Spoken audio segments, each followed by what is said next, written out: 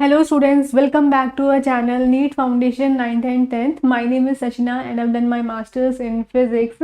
अब देखो जितने भी न्यू स्टूडेंट्स आए हैं आप एक काम कर सकते हैं। आप वीडियो के नीचे देखेंगे तो आपको एक सब्सक्राइब का ऑप्शन दिखाई दे रहा होगा। आप क्या कर सकते हैं, हमारे चैनल को सब्सक्राइब कर सकते हैं एंड साइड में अगर देखेंगे तो बेल आइकन दिखाई देगा। बेल आइकन को क्लिक करके आप ऑल पे सिलेक्ट कर सकते हैं।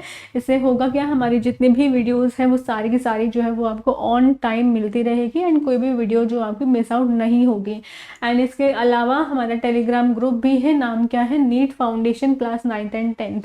तो आप क्या कर सकते हो, हमारे टेलीग्राम ग्रुप को ज्वाइन कर सकते हो। इसमें हम सारे हैंड रिटन नोट्स आपको प्रोवाइड करते हैं, डीपीपीज आपको प्रोवाइड करते हैं, एमसीक्यू क्वेश्चन भी आपको प्रोवाइड करते हैं for your exam preparation.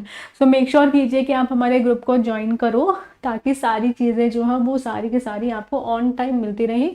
Join करने के लिए आप डिस्क्रिप्शन बॉक्स में लिंक भी चेक कर सकते हो, ये लिंक आपको मिल जाएगा तो वहाँ से आप ज्वाइन कर सकते हो।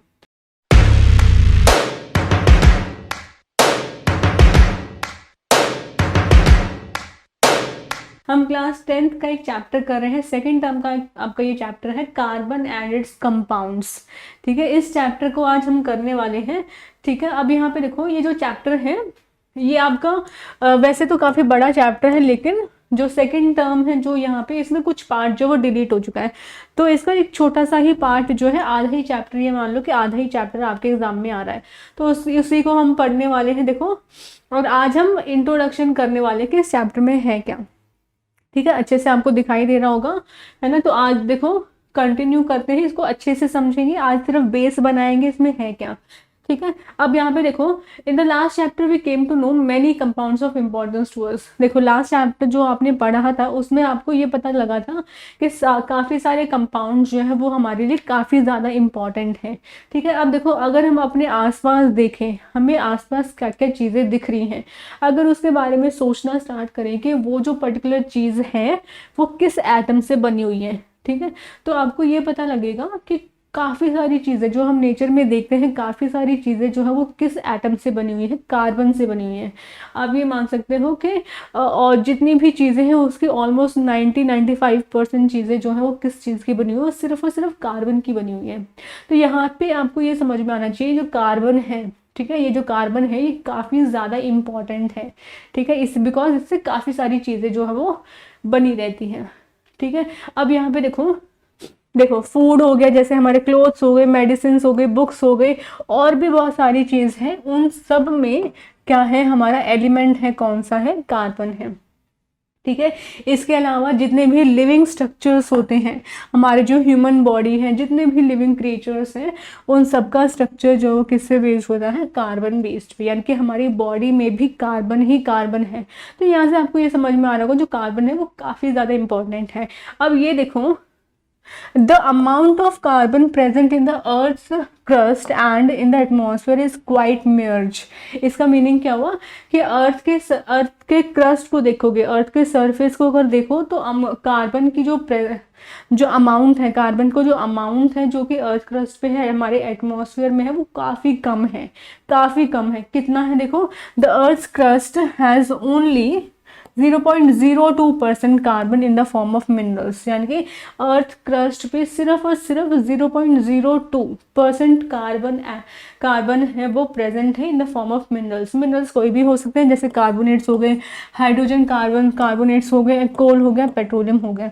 And the atmosphere has 0.03% of carbon dioxide, और सिर्फ 0.03% ऑफ कार्बन डाइऑक्साइड प्रेजेंट है। यानी कि यहाँ से आपको क्या समझ में आ रहा है कि कार्बन जो है वैसे तो हमारे नेचर में काफ़ी कम अमाउंट में है, लेकिन वो जो कम अमाउंट की कार्बन है उससे भी काफ़ी सारी चीज़ें जो है वो बनी हुई हैं, कि अर्थ के ऑलमोस्ट 90% चीज़ें जो है वो किससे बनी हुई है, सिर्फ और सिर्फ कार्बन से बनी हुई है। ठीक है, तो यहाँ से हमें ये समझ में आ रहा है कि कार्बन जो है वो काफ़ी ज़्यादा इम्पॉर्टेंट है हमारे लिए। अब यहाँ पे देखो, कार्बन का एटॉमिक नंबर आपको पता होगा, कार्बन का एटॉमिक नंबर कितना है, 6। अगर उसकी कॉन्फ़िगरेशन करके देखो तो क्या आएगा, 2,6, यानी कि के शेल में 2 एंड एल शेल में कितने आएंगे, 4। यानी कि यहाँ पे हमें क्या समझ में आ रहा है कि जो हमारा कार्बन एटम है वो क्या है, स्टेबल नहीं है। तो वो क्या करेगा, बॉन्ड बनाएगा दूसरे एटम्स के साथ में अपने आप को स्टेबल करने के लिए। तो यहाँ से हमें देखना है कि कार्बन की बॉन्डिंग कैसी होती है, तो किस तरीके का वो बॉन्ड बनाते हैं वो देखते हैं हम। तो यहाँ पे देखो, जब आपने लास्ट चैप्टर पढ़ा था तो वहाँ पे आपने आयनिक बॉन्ड्स, क्या है ये चीज़ें आपको याद होगी, आयनिक कंपाउंड्स जो होते हैं, यानी कि जो आयनिक बॉन्ड्स होते हैं उन केसेस में जो हमारे आयनिक कंपाउंड्स हैं उनका high melting and boiling point होता है and conduct electricity in solution और इन द मोल्टन स्टेट। ठीक है, तो यानी कि अगर आयनिक बॉन्ड बनता है तो उनका मेल्टिंग पॉइंट भी हाई होगा, बॉइलिंग पॉइंट भी काफ़ी हाई होगा, एज वो मोल्टन स्टेट में क्या करता है, इलेक्ट्रिसिटी को कंडक्ट करता है। ठीक है, लेकिन अगर हम कार्बन के बारे में देखेंगे, देखो कार्बन के बारे में अगर देखो, कार्बन के जितने भी कंपाउंड्स हैं, देखो यहाँ पे उनका मेल्टिंग पॉइंट केल्विन में 290, बॉइलिंग पॉइंट 391। यानी कि यहाँ पे देखो ये टेबल में आपको ये दिखाई दे रहा है कि हमारा मेल्टिंग पॉइंट और बॉइलिंग पॉइंट कार्बन का वो काफ़ी लो होता है। ठीक है, अब बॉइलिंग और मेल्टिंग पॉइंट काफ़ी लो है। ठीक है, एंड इसके अलावा जो हमारा कार्बन होता है वो कार्बन के मोस्ट ऑफ द कंपाउंड जो है वो कोई भी इलेक्ट्रिसिटी कंडक्ट नहीं करता है। ये क्या होता है, हमारे पुअर कंडक्टर्स होते हैं इलेक्ट्रिसिटी के। तो यहाँ से हमें ये समझ में आ रहा है कि जो हमारा कार्बन एटम है वो आयनिक बॉन्ड्स तो नहीं बना रहा होगा। तो आयनिक बॉन्ड जो है वो तो हमारा कैंसिल हो गया कि कार्बन जो है वो हमारा आयनिक बॉन्ड जो है वो नहीं बनाते हैं। तो अगर आयनिक बॉन्ड नहीं बना रहा है तो कौन सा बॉन्ड बना रहा है, तो इसके बारे में हम देखेंगे। देखो, तो यहाँ पे देखो कौन सा बॉन्ड बना रहा है, इससे हमें ये किससे पता चलेगा, कार्बन का एटॉमिक नंबर क्या है। कार्बन का एटॉमिक नंबर क्या है, 6। इसका कॉन्फ़िगरेशन करेंगे तो 2,4 बनेगा। यानी कि कार्बन को अपने आप को स्टेबल करने के लिए क्या करना है, या तो ये 4 इलेक्ट्रॉन्स को लूज कर दे या फिर 4 इलेक्ट्रॉन्स को और ज़्यादा गेन कर दे, है ना। ऐसे हो सकता है, अपने आप को स्टेबल करने के लिए ऐसे करेगा।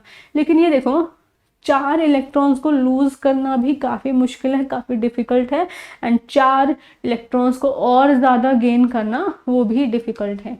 तो यहाँ पे देखो क्या डिफ़िकल्टीज आती है। देखो, it would be if it were to gain और लूज इलेक्ट्रॉन्स, अगर हमारा कार्बन एटम जो है वो इलेक्ट्रॉन्स को लूज कर रहा है या गेन कर रहा है। ठीक है, तो पहला केस लेंगे गेन करने का। It could gain 4 electrons forming C4 minus anion. ठीक है, अगर 4 इलेक्ट्रॉन्स को गेन करेगा तो वो एनायन क्रिएट करेगा एक, लेकिन उसके न्यूक्लियस में है 6 प्रोटॉन्स, लेकिन 4 इलेक्ट्रॉन्स और ज़्यादा ऐड कर लेगा वो, तो कितने हो जाएंगे, 10 इलेक्ट्रॉन्स हो जाएंगे। तो 6 प्रोटॉन्स को 10 इलेक्ट्रॉन्स को होल्ड करके रखना जो वो काफ़ी ज़्यादा डिफ़िकल्ट हो जाएगा। तो ये चीज़ जो है, ये 4 जो एक्स्ट्रा इलेक्ट्रॉन्स आएंगे इनको पकड़ के रखना, इनको बाउंड करके रखना जो वो काफ़ी ज़्यादा मुश्किल रहेगा। तो ये चीज़ भी मुश्किल है। देखो, और अगर ये अपने 4 इलेक्ट्रॉन्स को लूज़ करता है तो एक कैटायन बनाएगा C4+। ठीक है, एंड 4 इलेक्ट्रॉन्स को रिमूव करने के लिए, लूज करने के लिए इसके पास क्या होनी चाहिए, काफ़ी सारी एनर्जी होनी चाहिए, काफ़ी सारी इसे एनर्जी लगानी पड़ेगी अपने, to remove 4 electrons living behind a carbon cation with 6 protons in its nucleus holding on to just 2 electrons. ठीक है, तो यहाँ पे क्या होगा, 6 प्रोटॉन्स हो जाएंगे, उसके बदले कार्बन में इलेक्ट्रॉन्स कितने हो जाएंगे, सिर्फ 2। ठीक है, तो ये भी यहाँ पे डिफ़िकल्टी आपको समझ में आ रही होगी, है ना। तो यहाँ से देखो, तो यहाँ से हमें ये समझ में आया, तो वो आयनिक बॉन्ड जो नहीं बना सकता। तो यहाँ पे देखो, ये जो डिफ़िकल्टी आ रही है, 4 इलेक्ट्रॉन्स को लूज़ करने में डिफ़िकल्टी आ रही है एंड 4 इलेक्ट्रॉन्स को गेन करने में डिफ़िकल्टी आ रही है। तो इस डिफ़िकल्टी को कैसे दूर करना है, ना ही वो अपने 4 इलेक्ट्रॉन्स को लूज़ करेगा, ना ही 4 इलेक्ट्रॉन्स को वो गेन करेगा। यहाँ पे ये क्या करेगा, किसी दूसरे कार्बन एटम के साथ में वो क्या करेगा, शेयरिंग कर लेगा। ना ही कुछ लूज़ नहीं करना, कुछ गेन नहीं करना, सिर्फ शेयर करना है। ठीक है, तो यहाँ पे देखो कार्बन क्या करेगा, ओवरकम करता है इस प्रॉब्लम को by sharing its valence electron with other atoms of carbon और with other atoms of other elements. ठीक है, तो जो दूसरा एटम होगा वो कार्बन भी हो सकता है या फिर कोई दूसरा एटम भी हो सकता है, तो उसके साथ वो सिर्फ शेयरिंग करता है। और ये ध्यान में रखो, जब ये शेयरिंग करके बॉन्ड बनाता है तो इसे क्या बोलते हैं, कोवैलेंट बॉन्ड। उसे क्या बोलेंगे, कोवैलेंट बॉन्ड। तो मैं यहाँ पे देखो आपको एक बार स्ट्रक्चर के थ्रू समझा देती हूँ। जैसे कार्बन है यहाँ पे ये, ठीक है, इसके 4 वैलेंस इलेक्ट्रॉन्स, इसके क्या है इस तरीके से मान लेते हैं। देखो यहाँ पे, हाँ हाँ ये देख लेते हैं एक बार, इसको समझेंगे। देखो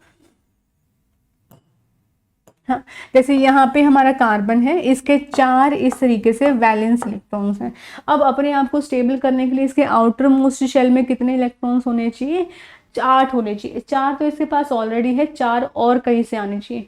तो एक और समझो कि एक और कार्बन एटम इस तरीके से है, इसके भी 4 इलेक्ट्रॉन्स हैं।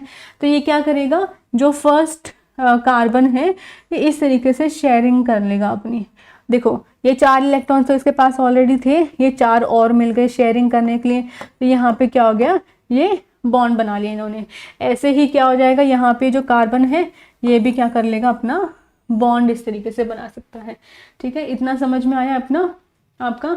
अब इसके अलावा क्या हो सकता है, हाइड्रोजन का भी एग्जाम्पल समझ लेते हैं। इसके अलावा देखो सिर्फ कार्बन ही नहीं है ऐसा कि कार्बन ही अपना बॉन्ड बनाता है। कार्बन के अलावा और भी सारे ऐसे एटम्स होते हैं जो कि कोवेलेंट बॉन्ड्स बनाते हैं। तो जैसे कि एक हाइड्रोजन हो गया, हाइड्रोजन के पास में एक एटम है, ठीक है, हाइड्रोजन के पास में एक एटम है और अपने आप को स्टेबल करने के लिए इसको एक ही एटम और चाहिए। तो क्या करेगा, ये इस तरीके से शेयरिंग कर लेगा, है ना, इस तरीके से ये शेयरिंग कर लेगा। ठीक है, और ये यहाँ पे आ जाएगा इस तरीके से। ठीक है, तो दोनों क्या हो जाएंगे, एक दूसरे को स्टेबल हो जाएंगे। अब यहाँ पे देखो, यहाँ पे दोनों हाइड्रोजन एटम्स के बीच में शेयरिंग कितनी हुई है, सिर्फ एक एक इलेक्ट्रॉन्स की शेयरिंग हुई है ना। तो यहाँ पे जो बॉन्ड बना है वो क्या बना है, सिंगल कोवेलेंट बॉन्ड बना है। सिंगल कोवेलेंट बॉन्ड हमारा यहाँ पे जो है वो बना है। ठीक है, अब इसके अलावा हाइड्रोजन हो गया, दो, फिर यहाँ पे देखो दो एक एक इलेक्ट्रॉन्स का बॉन्ड बना के ये H2 मॉलिक्यूल बना लेगा। ठीक है, और एक ही इलेक्ट्रॉन शेयर हुआ है तो क्या हो जाएगा, ये सिंगल कोवेलेंट बॉन्ड बनाएगा। इसके अलावा भी देखो क्या होता है, ऑक्सीजन का भी केस मान सकते हो। ऑक्सीजन का एटॉमिक नंबर क्या होता है, 8 होता है। तो कॉन्फ़िगरेशन क्या होगा, 2,6 6 है, यानी कि इसको 2 इलेक्ट्रॉन्स की और ज़रूरत है। तो क्या करेगा, 2 इलेक्ट्रॉन्स की शेयरिंग कर लेगा। यहाँ पे देखो, यहाँ पे इस तरीके से बनेगा। जैसे यहाँ पे ये ऑक्सीजन है, 2 यहाँ पे, 2 यहाँ पे और ये 2 यहाँ पे, ये है इस ऑक्सीजन के। ठीक है, ये है इस ऑक्सीजन के, और यहाँ पे ये 2, यहाँ पे ये 2 और यहाँ पे ये 2, ये है हमारे सेकंड वाले ऑक्सीजन के। तो यहाँ पे क्या कर रहे हैं, इसको 2 इलेक्ट्रॉन्स चाहिए एंड इसको भी 2 इलेक्ट्रॉन्स चाहिए। तो क्या करेंगे, ये आपस में 2-2 इलेक्ट्रॉन्स को शेयर कर लेगा। तो यहाँ पे देख लो, ये 2-2 इलेक्ट्रॉन्स को यहाँ पे शेयर कर रहा है। एंड अब की बार कितनी शेयरिंग हो रही है, 2 इलेक्ट्रॉन की शेयरिंग हो रही है ना। तो यहाँ से हमारा क्या बनेगा, इस तरीके से एक बॉन्ड बन जाएगा एंड इसे क्या बोलेंगे, double covalent bond. Double covalent bond. ठीक है, आपने सिंगल कोवेलेंट बॉन्ड समझ लिया, डबल कोवेलेंट बॉन्ड समझ लिया, एंड एक और आता है, 3 तरीके के कोवेलेंट बॉन्ड्स बन सकते हैं, एंड तीसरा आता है ट्राइवेलेंट बॉन्ड। ठीक है, ट्राइवेलेंट बॉन्ड। हाँ, इसको समझ में आया, ये हो जाएगा हमारा ट्राइवेलेंट में ट्रिपल बॉन्ड आ जाएगा, triple bond between the 2 atoms. तो ट्रिपल बॉन्ड भी हमारा बन सकता है। यहाँ पे देखो, जैसे नाइट्रोजन का एग्जांपल लो, नाइट्रोजन का एटॉमिक नंबर कितना होता है, 7। तो 2,5, यानी कि अपने आप को स्टेबल करने के लिए क्या चाहिए, इसको 3 इलेक्ट्रॉन्स की जरूरत चाहिए, है ना। तो 3 इलेक्ट्रॉन्स की ये क्या करेगा, इस तरीके से शेयरिंग कर लेगा। देखो 6 यहाँ पे हो गए और 2 यहाँ पे, तो ये भी स्टेबल हो गया, एंड 2 यहाँ पे है एंड 6 यहाँ पे, तो ये वाला नाइट्रोजन भी स्टेबल हो गया। यहाँ पे देखो 3-3 इलेक्ट्रॉन्स की शेयरिंग हुई है, तो 3 इलेक्ट्रॉन्स की शेयरिंग हुई है, तो ये क्या बनाएगा, ट्रिपल कोवेलेंट बॉन्ड जो है वो बना लेगा। ठीक है, इतना समझ में आया आपको। ठीक है, तो इस तरीके से हमारा कार्बन जो है वो अपने आप के साथ में भी बॉन्ड बना सकता है एंड वो दूसरे एटम्स के साथ में भी बॉन्ड जो है वो बना सकता है। ठीक है, तो यहाँ से हमारे क्या आएंगे, मीथेन आ सकता है। जैसे CH4 के बारे में हम समझ सकते हैं, इसका बॉन्ड कैसे बनेगा। यहाँ पे कार्बन है, इसके 4 इलेक्ट्रॉन्स हैं इस तरीके से, एंड यहाँ पे 4 हाइड्रोजन मान सकते हो, है ना। यहाँ पे 4 हाइड्रोजन इस तरीके से। ठीक है, कार्बन को टोटल 8 चाहिए, है ना। तो यहाँ पे अपने आप को बॉन्ड अपने आप को स्टेबल कर लेगा, 8 इलेक्ट्रॉन्स लेके 1 2 3 4 5 6 7 और ये 8, और हाइड्रोजन को 2 चाहिए तो 1 2 यहाँ पे 2 बन गए, यहाँ पे 2 बन गए एंड यहाँ पे ये 2 बन गए। तो यहाँ पे देखो कार्बन भी स्टेबल हो गया एंड हाइड्रोजन भी स्टेबल हो गया। तो इतना समझ में आया। तो इस तरीके से CH4 मीथेन का स्ट्रक्चर बन सकता है। ठीक है, तो ये हो गया हमारा। आपको ये समझना है कि कार्बन जो है वो बॉन्ड कैसा बनाता है, वो बनाता है कोवेलेंट बॉन्ड। तो इन्हीं कोवेलेंट बॉन्ड्स के बारे में हम पढ़ेंगे और आगे कंटिन्यू करेंगे कार्बन कौन कौन से फॉर्म में नेचर में हमें मिलता है। ठीक है, तो ये हम करेंगे नेक्स्ट क्लास में। Okay students, bye and take care.